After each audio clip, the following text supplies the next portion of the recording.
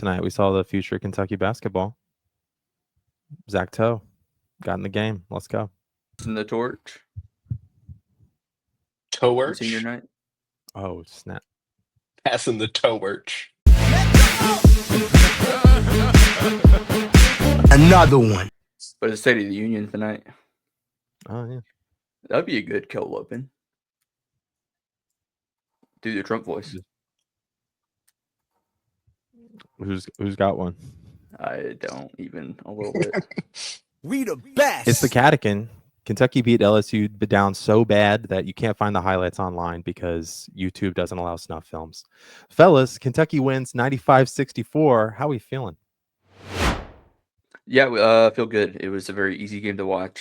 Felt like we were in our groove defensively. We didn't even necessarily shoot the three very well, but everybody got a piece, and we almost hit 100.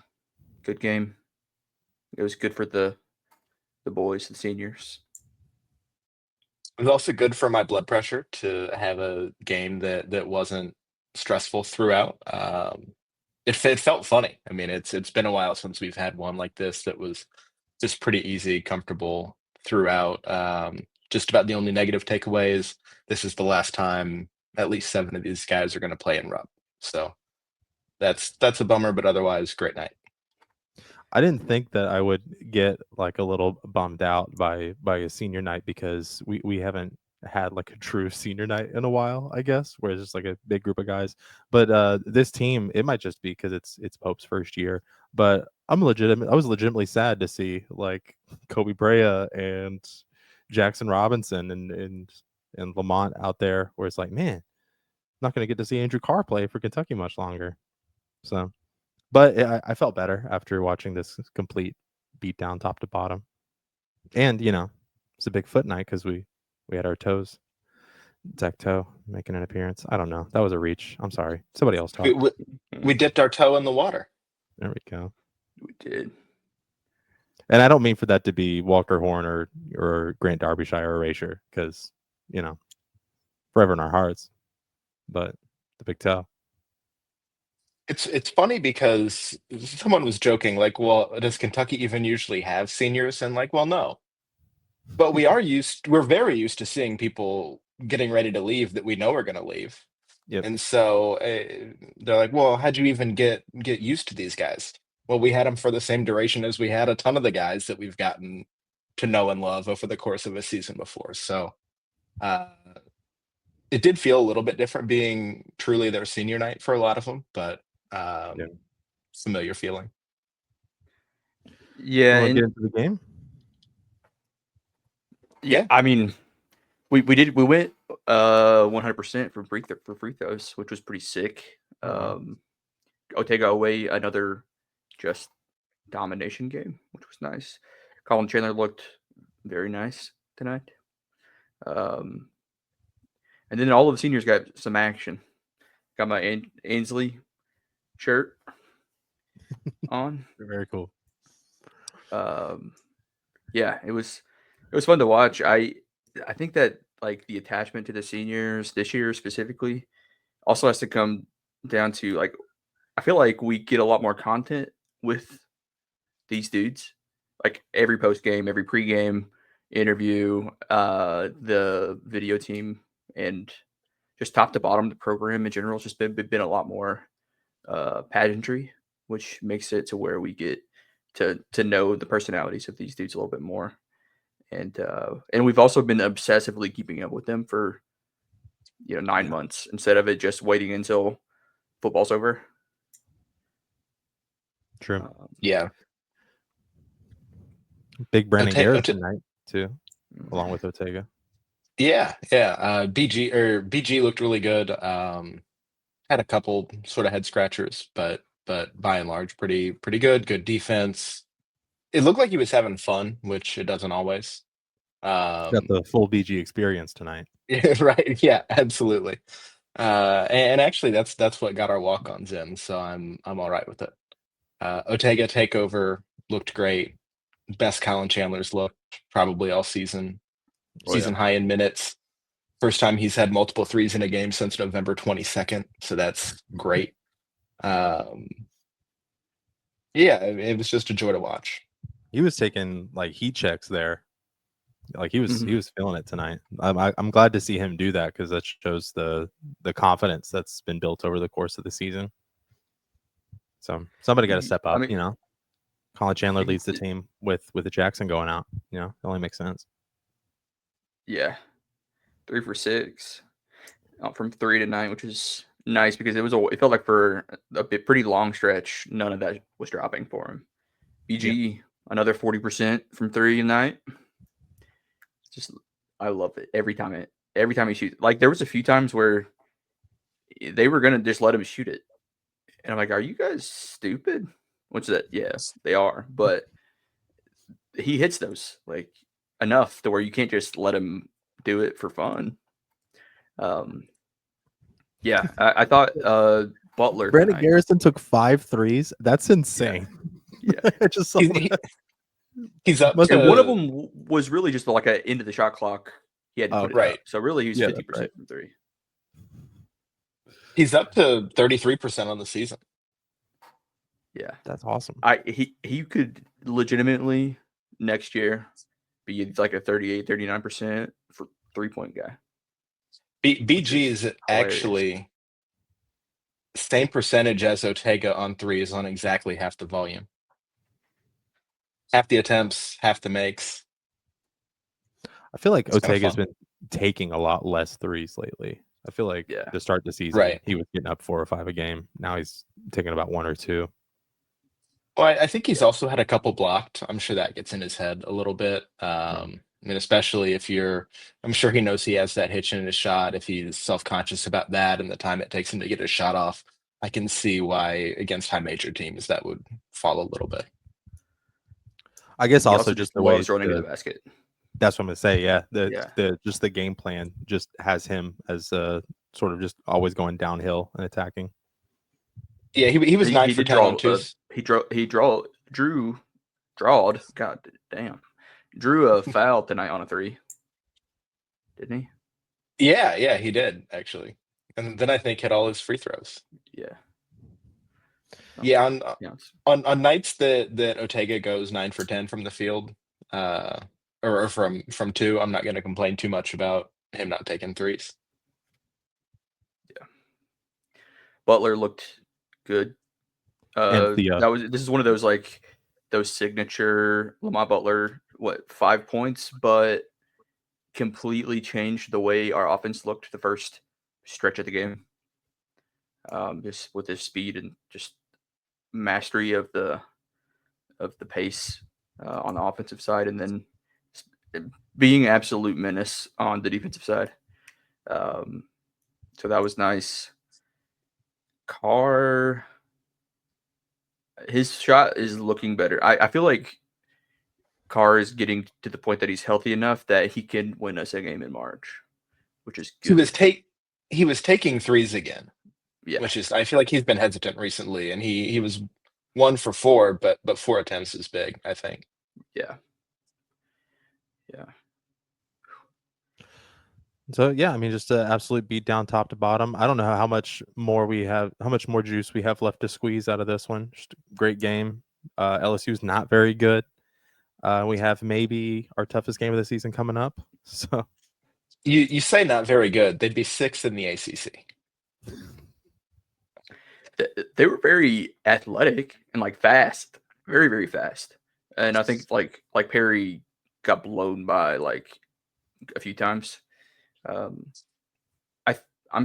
My hope for Perry this like summer is for him to learn some like technique to kind of deal with that if he's going to play point. But yeah, still, it's hard to pick anything out wrong with this game. We didn't even shoot the 3 well, and we still beat them down. I think this is going to help our metrics, like our analytics, a lot. It's been a while since we had a cupcake. Yeah. For LSU, I was surprised Damian Collins didn't go off a little more. Maybe BG and Amari just had him in hell a little bit. He ended up with only 2 points. And I think he's been decent this season. I know he left with some family health stuff, and so that's a bummer. Kind of was hoping we'd win, but he'd play well, kind of thing. That wasn't the case, but good to see him and still playing well at the high major level. All right, we got Missouri coming up. So this is going to turn from, at least myself, I'm going to turn from positive to very negative because I think there's a storm coming because Missouri at home is a different beast than maybe any team that we've played this year. So I'm not going to get too high off this game, but I'm also not going to get too low off the Missouri game. And then we'll just let the cards fall where they may going into the SEC tournament. What do you guys think? Yeah, I watched Missouri take Alabama to the woodshed in Columbia. They looked really good there. I think they started on a 12-0 run, maybe to open it. Crowd was super into it. It's amazing given the season they had last year that they have so quickly gotten their crowd back into it in the way that they have. But it sounded great. I know they've been great there this year. Have they? They've lost one at home all season by 3 to A&M. So they're pretty good there. Ken Pom has us as like a 5-point dog. Probably fair. Yeah, but what's their game though? Missouri's? Yeah, I haven't watched a single Missouri. I forget Missouri's in. I mean, it's a Midwest school. Come on. Why are they here? I watched them play Alabama. I believe I also watched them play Arkansas, I want to say, and Kansas. And this is just vaguely from my memory, but it seemed like they got some good athletes, and at least the games that I saw, they were shooting it pretty well. Yeah, they've got Caleb Grill, deadly shooter. He went off in the Alabama game. That was one of the big problems they had. But they have several guys that shoot at decent volume above 40%. So that's always tough. It's something we've sort of struggled with anyway, but especially when a team has multiple threats from deep. Do they only have guards? That's Vandy, right? Where every player is a point guard. 1, 2, 3, 4, 5, 6, 7, 8. 8 of their 10 double-digit minutes guys are guards. Interesting. Huh. And people think we're going to have too many guards on the roster next year. Yeah. Yeah, I do. So yeah, they look like it looks like. I mean, they shoot the three well. We're gonna have to also shoot and make threes to win this one. I think. We can. We definitely can. At this point, their defense. I mean, we took a bump after this LSU game, but their defense is almost exactly like ours. Let's see what their 5th offense, 57th defense. We are 6th offense, 58th defense. So exactly one spot worse than them on both sides. So we're gonna score 1,000,000 points then, because if our offense played our defense, that's it'll be. The problem is they'll also score 1,000,000 points. Take the over on this one. Yeah. That's where I feel like being at home would give them a distinct advantage on that, though. So in Columbia, I don't know. I'd love it if we win. I'd be flying high if we won that one. I feel like that would be a very big win, winning at Missouri. I definitely don't feel the pressure. I really wanted to win this one, not only because I thought we needed one after the Auburn game, but this was a quad 3 game, and I really, really didn't want a quad 3 loss. There's no, I mean, of course you want to win, but we're not expected to win. Missouri's a really, really good team. It's not like the narrative is going to change significantly based on the outcome of this game. Is there any seeding implications here? For the SEC tournament or in general? for the SEC tournament? For the NCAA, I let me- feel like a win at Missouri would pretty much lock us up with a 3 seed at the very least. All right, let me That see. that sounds good. All right, so if you just go with KenPom predictions, it has us as the 10 seed. And if we win that game, it has us as the 6 seed. So yeah, that'd give us another bye, assuming everything else goes chalk. That would be big. Unfortunately, I think the 6th seed in the SEC tournament is. Oh no, 6th is better. 8th is what we don't want. 8th is going to be rough because you get Auburn as your second game, assuming you win your first. So I still have the bracket pulled up. What the SEC tournament would look like if we beat Missouri and then everything else went chalk. And we'd be the 6th seed playing the winner of Georgia, Oklahoma. The winner of our game then would play Tennessee. The winner of that game would play probably Florida. But the nice thing is Auburn and Alabama are both on the other side of the bracket, along with Missouri, who I don't really want to play, Arkansas, who we have some emotional beef with, Texas A&M, who's going to try to injure us again. So it would be great to win this one at Missouri. So is it a must-win? That's interesting. From an SEC tournament perspective, yeah. I mean, that'd be huge. Saves us. Plus, it's an extra bye over if we lose. And you're almost like playing Oklahoma or Georgia. I wouldn't say you're guaranteed to win any game in this SEC because we did lose to Georgia, but I like that a heck of a lot better than our first round matchup on the other side of that bracket. Because at the very least, if you win that first one, you're probably breaking even from a seeding standpoint to where, if you don't win a single game in the SEC tournament, you might dip that. And I desperately want to win just one SEC tournament game. It's been so long. Yeah. So because the SEC championship is after Selection Sunday, but if it's before, but they ignore it. Typically. Oh, okay. It's not canon. It's not canon. So, I remember one year Buzz came with like a whole binder of documents that he wanted presented to the committee after they did pretty well in the SEC tournament, but didn't win it and they got left out. Even though they went on a run, totally unexpected. They were a bubble team before, totally deserved to make it. Got left out because they just don't care. Okay. So, other than this is the tournament that all of the diehard fans like save up money all year to go to, it doesn't really matter too much. But this year, it's like it's got to be something, man. The SEC is so good. It feels like this has to be a marquee event. I mean, it's going to be on. I'm going to be in meetings and I'm going to be watching the SEC tournament. Like, it's going to be good basketball. But I want. It would be so sick to just win that. Like the season end on us winning an SEC championship because Florida takes Auburn out or something. Like we can get lucky. I don't care. I don't care if we have the easiest schedule to the championship as possible.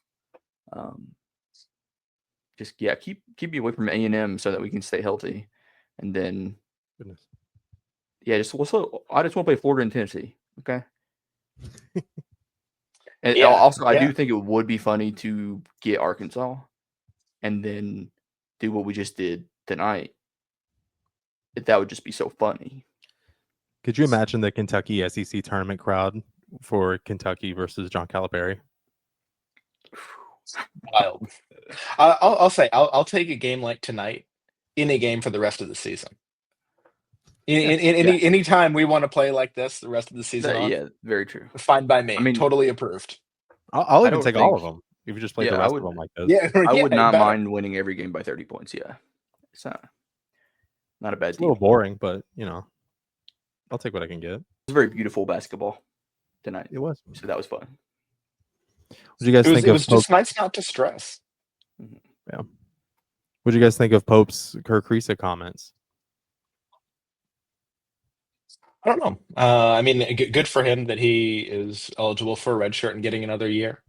I think there's some speculation as to whether that's with us or not.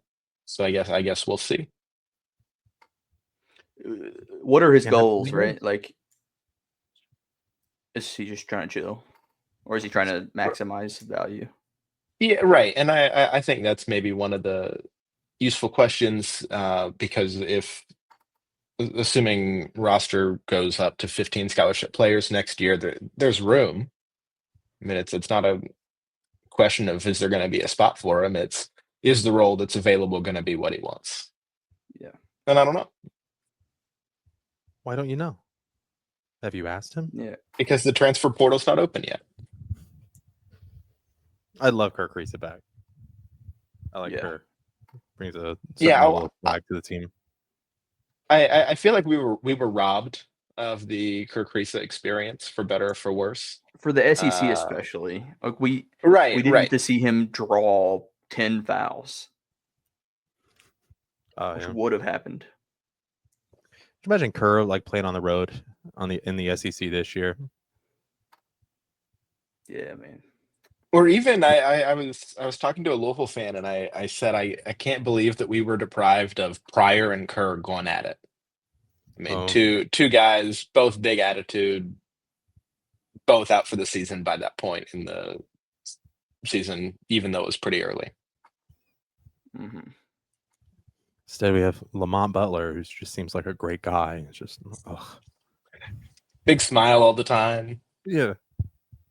All right, fellas. Anything else we want to cover here? Great game. Hey, my favorite play of the game, Colin Chandler, half court, no look pass to Brandon Garrison for a dunk. That was sweet. Colin also pulled up from like 10 feet outside the arc and nailed a three. He had some nice rainbow threes going. Yeah. His arc, it was there. I really thought that one was going to go in after it rolled on the top of the backboard. Yeah. It was that kind of night for him. I thought this game was called a little bit better, or at least consistently. I thought the refs were bad at certain points. Amari clearly got fouled and shrugged at him, but that they typically let that go on the other end. Same with Ortega. The one idiot thing was you don't need to call a foul with 0.2 of a second left in a 34-point game or How are we just 32-point now game. getting to this? I mean, just what an insane waste of time. They're already in the handshake line. Again, I don't care because it let us get our walk-ons in. I thought that was neat, but what just a ridiculous decision. Busted your spread though. Yeah, that 30.5 alt line.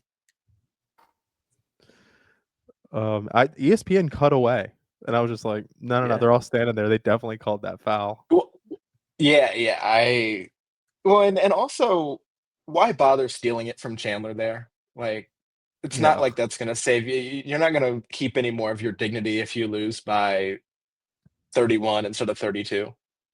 I think doing stuff like that, like, just shows like you're a bad team because you do things like that. Like, that's things that bad teams do. So, but I did love it though. I did think it was hilarious. We did. I just like Pope staring down the ref and getting his guys in.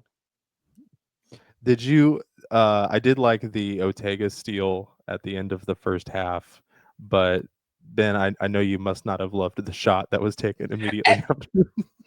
I'll take it though. There was no time. Like if the circumstances dictate something that's different from just early in the shot clock, wide open Andrew Carr on the wing, you don't need to take a midi jumper.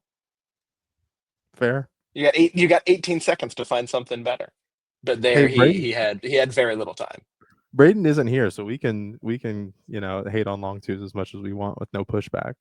So I'll say I'm consistent. As you know, I complain whether he hits them or not. If it's a bad shot, don't take it. And whether it goes in or not doesn't determine whether it's a bad shot. I would say I have a long two. It's two, but it's longer. It's longer than it looks longer than two. You know what I mean? Average. I know exactly what you mean. All right. Well, Any thoughts on where Braden is tonight? Hot date. Braden, Oh,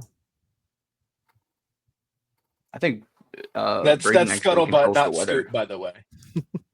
I think he controls the weather, and he's pretty busy tonight. fair. All right, guys. Well, always good hanging out. See y'all after the Missouri game. For Ben, for Cake, Oh, I'm Jared. Thank you for joining the Catechin. Go Cats. Go I didn't even Cats. mean to do that one. Yeah, go Cats. Caked up. Cake. Excellent.